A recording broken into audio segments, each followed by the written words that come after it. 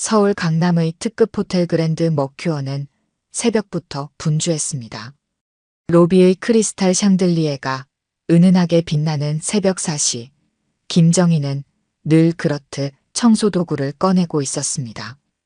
68세의 나이가 무색하게 그녀의 몸놀림은 정확했고 청소도구를 다루는 손길은 노련했습니다. 이야기를 계속하기 전에 구독과 좋아요 꾹 눌러주시고 매일 배달되는 사연 들어보세요.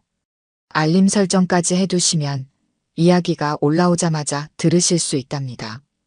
여러분들의 응원은 사연 제작에 정말 큰 힘이 됩니다. 정희 할머니, 오늘도 일찍 오셨네요. 안내 데스크의 젊은 직원이 건성으로 인사를 건넸습니다. 정희는 잔잔한 미소로 답했습니다. 5년째 이어온 새벽 청소 일과의 시작이었습니다. 그녀는 매일 이 시간이면 호텔의 구석구석을 돌며 먼지를 닦고 얼룩을 지우고 카펫을 정리했습니다. 20층 VIP 스위트룸 구역으로 올라가는 엘리베이터 안에서 정희는 자신의 모습을 비춰보았습니다. 낡은 회색 유니폼, 반듯하게 정돈된 흰 머리, 그리고 왼쪽 가슴에 달린 STAFF 배지까지. 누가 봐도 평범한 노년의 청소부였습니다. 카트에 실은 청소도구들은 이미 그녀의 일부가 된 듯 했습니다. 엘리베이터가 20층에 멈췄습니다.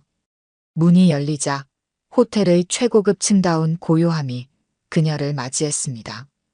복도는 두꺼운 레드카펫으로 깔려 있었고 벽에는 유명 작가들의 그림이 걸려 있었습니다. 정희는 묵묵히 일을 시작했습니다. 창틀의 먼지를 털고 화분의 마른 잎을 정리하고 거울을 닦아냈습니다. 할머니, 2001호는 오늘 들어가지 마세요. 오늘 오후에 귀빈이 오시거든요. 지배인 최 부장이 지나가며 말했습니다. 그의 목소리에는 어딘가 무시하는 듯한 뉘앙스가 묻어 있었습니다.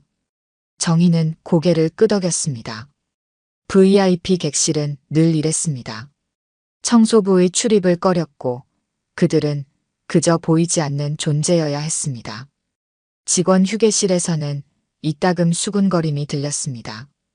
젊은 직원들은 정희를 불쌍한 할머니로 여겼고 덜어는 왜 이 나이에 이런 고된 일을 하는지 의아해했습니다. 하지만 정희는 그런 시선이 전혀 불편하지 않았습니다. 오히려 미세하게 입꼭지가 올라갔습니다. 청소를 하다 보면 이런저런 이야기들이 들려왔습니다. 정치인들의 은밀한 대화, 기업인들의 비밀스러운 만남, 연예인들의 스캔들까지. 정희는 묵묵히 청소를 이어갔지만 그녀의 귀는 늘 열려 있었고 눈은 날카로웠습니다. 창밖으로는 서울의 새벽이 밝아오고 있었습니다. 높은 빌딩들 사이로 비치는 햇살이 유리창에 반사되어 반짝였습니다. 정희는 잠시 걸레질을 멈추고 창 너머를 바라보았습니다. 저 멀리 강남 한복판의 어느 고층 펜트하우스가 희미하게 보였습니다. 정희의 청소 방식은 조금 독특했습니다. 유리는 위에서 아래로 2번, 바닥은 안쪽에서 바깥쪽으로 3번, 거울은 모서리부터 안쪽으로. 마치 오래전부터 정해진 규칙이 있는 것처럼 보였습니다. 그녀가 지나간 자리는 언제나 깨끗했고 반짝거렸고 질서정연했습니다. 호텔이 본격적으로 움직이기 시작하는 아침 8시, 정희는 벌써 3개 층의 청소를 마친 후였습니다. 로비로 내려가는 길에 그녀는 호텔 소유주의 사진이 걸린 벽 앞에서 잠시 멈췄습니다. CEO 김정웅이라고 쓰인 동판 앞에서 걸레질을 하며 그녀는 작은 미소를 지었습니다. 그리고는 다시 평소의 무표정한 얼굴로 돌아가 묵묵히 청소를 이어갔습니다. 오래된 은행원이 거래 내역을 꿰고 있듯 정희는 호텔의 모든 일상을 파악하고 있었습니다. 누가 언제 어느 방에 머무는지, 어떤 손님이 어떤 취향을 가졌는지, 심지어 직원들의 작은 실수까지도 그녀는 모두 알고 있었습니다. 하지만 그저 조용히 청소만 할 뿐이었습니다. 오후가 되자 정희는 허리를 굽혀 신발끈을 고쳐 매었습니다. 퇴근길, 그녀는 직원 식당에서 얻어온 김치를 비닐봉지에 담아 들고 있었습니다. 보안 요원이 가볍게 목례를 했고 정희는 힘없이 손을 들어 인사를 했습니다. 누가 봐도 평범한 나이든 청소부 할머니의 퇴근길이었습니다. 호텔 직원들 사이에 술렁임이 퍼졌습니다. 대형그룹 김준호 회장이 오늘 저녁 투숙한다는 소식이었습니다. 재계 서열 3위의 재벌 총수가 호텔에 묵는다는 것만으로도 대단한 일이었지만 이번에는 더 특별한 이유가 있었습니다. 내일이면 그룹의 새로운 50년이 시작된다는 발표가 있을 예정이었기 때문입니다. 정희는 20층 복도를 청소하며 직원들의 이야기에 귀를 기울였습니다. 장남 김태성 부회장은 10년 전부터 그룹 경영을 맡아왔다고 했습니다. 냉철한 판단력으로 회사를 이끌어 실적은 매년 갱신되었고 해외 진출도 성공적이었다고 했습니다. 직원들은 그를 얼음 왕자라고 부른다고 했습니다. 오후 6시 호텔 정문으로 검은색 리무진이 들어섰습니다. 정희는 로비 구석에서 화분을 정리하며 상황을 지켜보았습니다. 먼저 비서진과 임원들이 내렸고 이어서 김태성이 나왔습니다. 마지막으로 김준호 회장이 천천히 차에서 내렸습니다. 80세의 노 회장은 지팡이에 의지한 채 걸었습니다. 하지만 그의 눈빛만큼은 또렷했습니다. 정희는 문득 그의 눈에서 담담한 결의가 깃든 것을 발견했습니다. 이상한 일이었습니다. 내일이면 아들에게 경영권을 물려준다는 사람의 표정이라고 하기엔 너무나 단단해 보였습니다. 우리 태성이가 이제 책임질 때가 됐지. 하지만 회사는 한 사람의 것이 아니야. 김 회장의 말이 로비에 울렸습니다. 태성의 얼굴이 순간 굳었습니다. 정희는 그 순간을 놓치지 않았습니다. 은행에서 일하던 시절 돈 앞에서 일그러지는 사람들의 표정을 수없이 보아왔습니다. 그날 밤늦게까지 호텔은 분주했습니다. 태성의 측근들로 보이는 임원들이 끊임없이 드나들었고 서류 가방을 든 사람들도 있었습니다. 정희는 늦은 청소를 핑계로 주변을 맴돌았습니다. 내일 발표에서 회장님이 그룹 지분 30%를 사회재단에 기부한다고 하면 어떡합니까? 우리가 쥐고 있어야 할 지분이. 임원들의 대화가 들려왔습니다. 태성은 창밖만 바라보고 있었습니다. 그의 눈빛이 점점 차가워졌습니다. 다음 날 아침 정희는 평소보다 일찍 출근했습니다. 로비를 지나는데 구급차 소리가 들렸습니다. 알고 보니 김 회장의 비서가 갑자기 심한 복통을 호소해 병원으로 실려갔다고 했습니다. 10년 넘게 회장의 식사를 책임지던 사람이었습니다. 아버님의 저녁 식사만 끝나면 됩니다. 오늘 발표는 제가 준비한 대로만 해주십시오. 태성의 목소리가 복도 끝에서 들려왔습니다. 정희는 무심히 걸레질을 하는 척하며 귀를 기울였습니다. 발표문을 바꿨다는 이야기, 아버지를 설득하지 못했다는 이야기가 오갔습니다. 오후가 되자 기자들이 모여들기 시작했습니다. 대형 그룹의 새로운 시대를 알리는 행사가 시작되려는 찰나 정희는 마지막으로 한 가지를 더 목격했습니다. 태성의 비서가 주방으로 향하는 길이었습니다. 그의 손에는 작은 약병이 들려 있었습니다. 오후가 되자 기자들이 모여들기 시작했습니다. 대형 그룹의 새로운 시대를 알리는 행사가 시작되려는 찰나 정희는 마지막으로 한 가지를 더 목격했습니다. 태성의 비서가 주방으로 향하는 길이었습니다. 그의 손에는 작은 약병이 들려 있었습니다. 정희는 주방 쪽으로 천천히 걸음을 옮겼습니다. 주방에서는 저녁 만찬 준비가 한창이었습니다. 요리사들은 모두 태성이 특별히 지정한 인물들이었습니다. 평소 호텔 주방을 책임지던 사람들은 보이지 않았습니다. 회장님 건강이 좋지 않으시니 음식은 최대한 담백하게 준비해 주세요. 태성의 목소리가 들려왔습니다. 겉으로는 아버지를 걱정하는 말이었지만 어딘가 간교한 뉘앙스가 묻어 있었습니다. 정희는 걸레질을 하며 주방 구석구석을 살폈습니다. 찬장 사이로 언뜻 보이는 서류 뭉치가 눈에 띄었습니다. 대형그룹 사회공헌재단 설립계획안이라는 글자가 보였습니다. 복도에서는 임원들의 대화가 들려왔습니다. 김 회장이 최근 미국의 한 부자처럼 재산의 대부분을 사회에 환원하고 싶다는 뜻을 밝혔다고 했습니다. 가족들의 극심한 반대에도 불구하고 이미 법무법인과 서류 작업을 마쳤다는 이야기였습니다. 아버님이 노년에 미쳤어. 우리 그룹이 자선단체인 줄 아나. 태성의 분노 섞인 목소리가 들려왔습니다. 정희는 문득 신문에서 본 기사가 떠올랐습니다. 대형 그룹이 최근 동남아에서 큰 사고를 일으켰고 수백 명의 노동자가 희생된 사건이었습니다. 아마도 그때부터 김 회장의 마음이 바뀌기 시작한 것 같았습니다. 저녁이 다가올수록 호텔은 더욱 긴장된 분위기에 휩싸였습니다. 정희는 태성의 비서가 주고받은 문자를 우연히 보았습니다.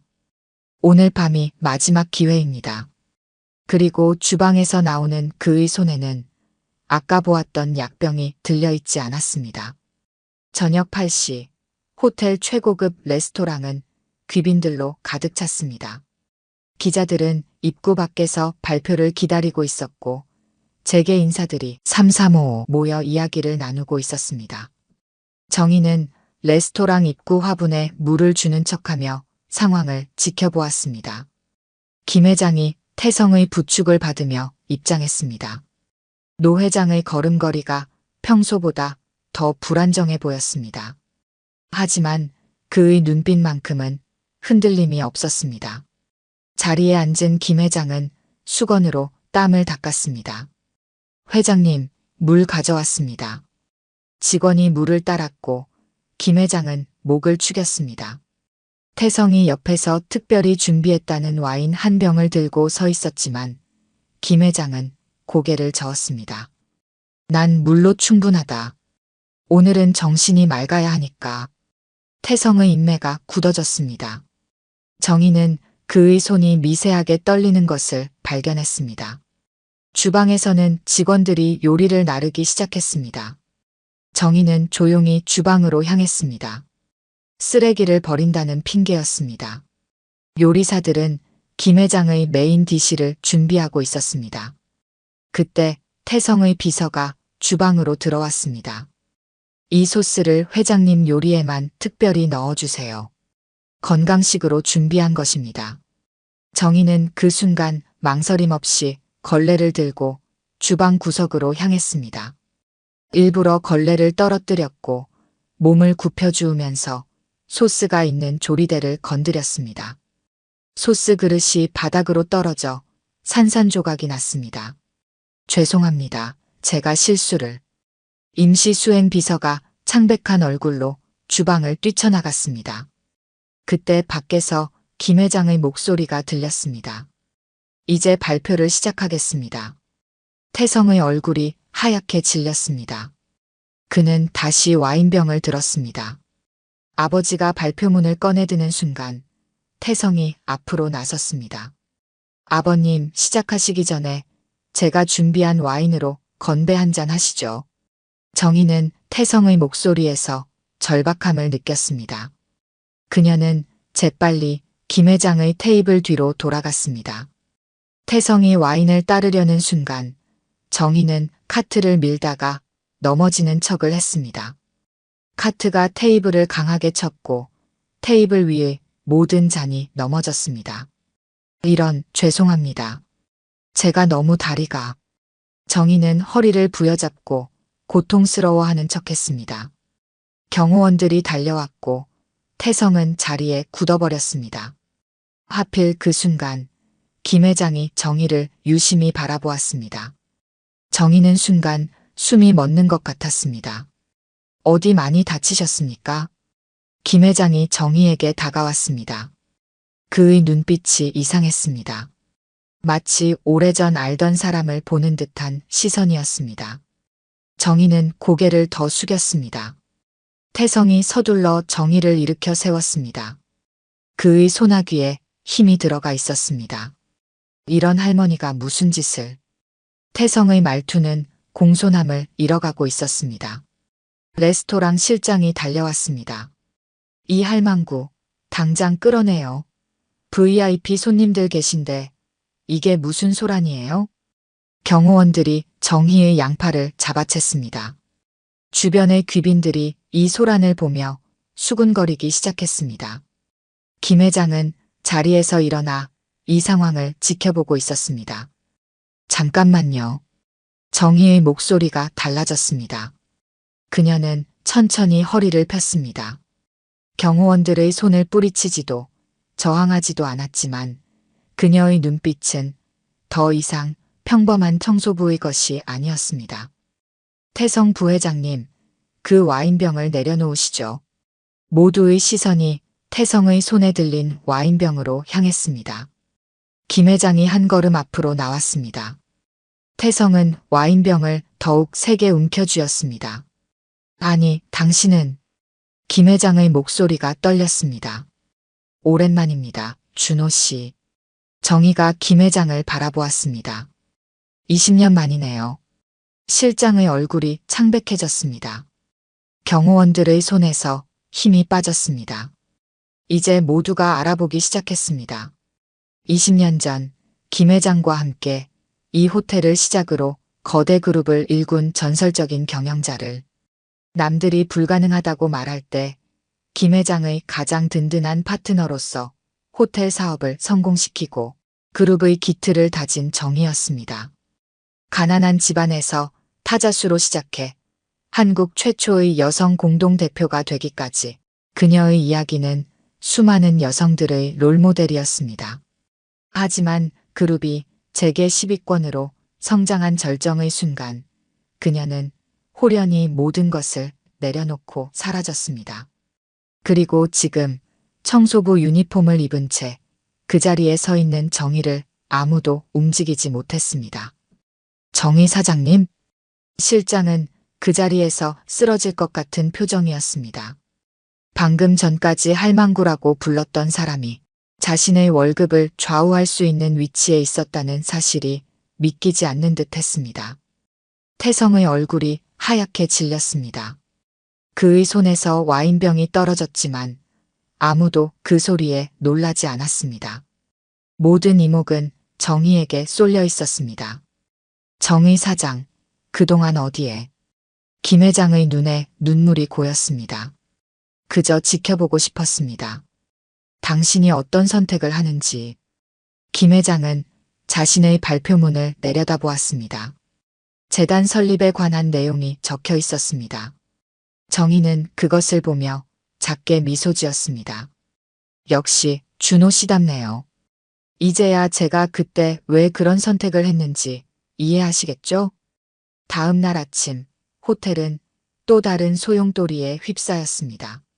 청소부 할머니의 정체는 전설적인 여성 CEO라는 기사가 대대적으로 보도되었습니다. 정희가 청소하던 호텔은 그녀가 20년 전 직접 설립한 호텔이었다는 사실이 밝혀졌습니다. 20년 전 정희는 국내 최초의 여성 그룹 회장이었습니다. 가난한 집안에서 태어나 타자치는 일부터 시작해 호텔 하나를 일으켜 세웠고 그것이 거대 그룹의 시작이었습니다. 언론은 그녀를 한국의 신데렐라라고 불렀습니다. 하지만 성공의 절정에서 정희는 홀연히 사라졌습니다. 모든 지분을 사회에 기부하고 그룹의 경영권을 동업자였던 김 회장에게 넘겼습니다. 당시 재계는 충격에 빠졌고 많은 추측이 있었습니다. 누군가는 숨겨진 비리가 있을 거라 했고 또 누군가는 건강상의 이유라고 했습니다. 하지만 진실은 달랐습니다. 정희는 그룹이 커질수록 본질에서 멀어지는 것을 보았습니다. 노동자들의 눈물, 하청업체의 한숨, 그리고 점점 차가워지는 자신의 마음까지. 어느 날 그녀는 깨달았습니다. 이것이 자신이 꿈꾸던 성공이 아니라는 것을. 정희는 평소처럼 새벽 4시에 출근했습니다. 하지만 이제는 모든 것이 달라져 있었습니다.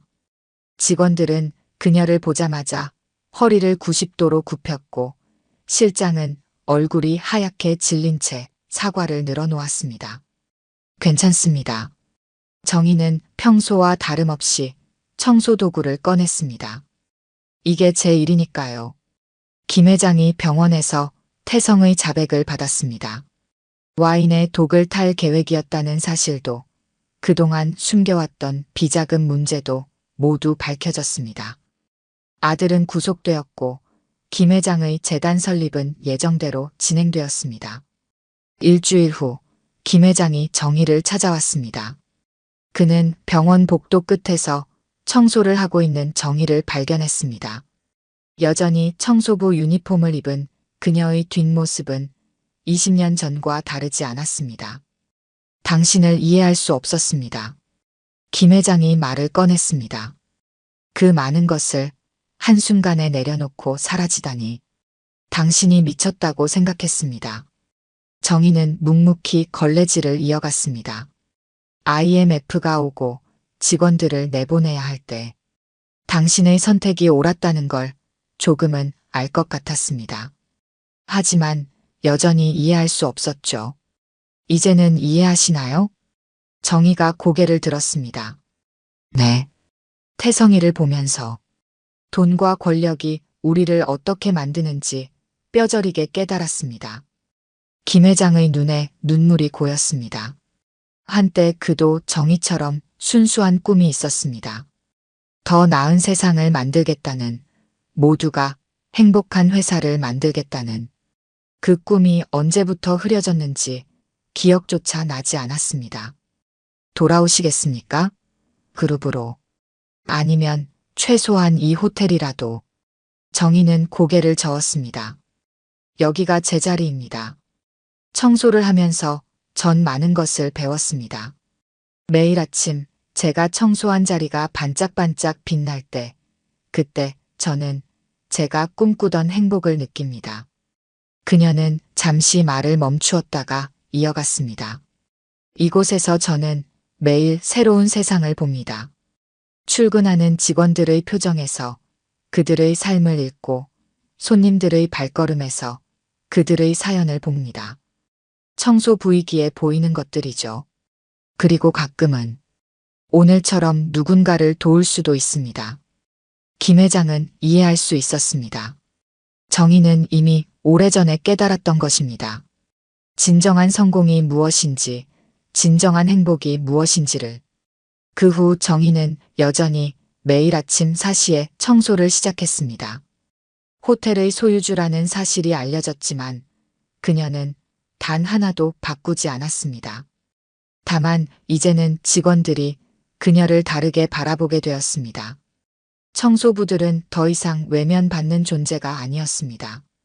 그들의 일이 존중받기 시작했고 호텔의 분위기도 조금씩 달라졌습니다. 정희는 그것으로 충분했습니다. 어느 날 한 젊은 청소부가 정희에게 물었습니다. 할머니, 왜 이 일을 계속하세요? 이제 다들 알잖아요, 할머니가 누군지. 정희는 빙그레 웃었습니다.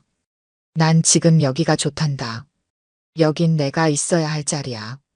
그녀의 말대로였습니다. 청소도구를 들고 호텔의 구석구석을 닦는 그 모습이야말로 화려한 사무실에 앉아있던 그때보다 더욱 당당해 보였으니까요. 그것이 진정한 영웅의 모습이었습니다. 오늘 들려드린 이야기가 여러분의 마음에 작은 울림이 되었기를 바랍니다. 아까 깜빡하신 분들이 계셨다면 좋아요와 구독 부탁드려요. 다음 사연을 들려드리는데 큰 힘이 된답니다. 그리고 여러분의 이야기도 댓글로 들려주세요. 다음 이야기 때 또 뵙겠습니다.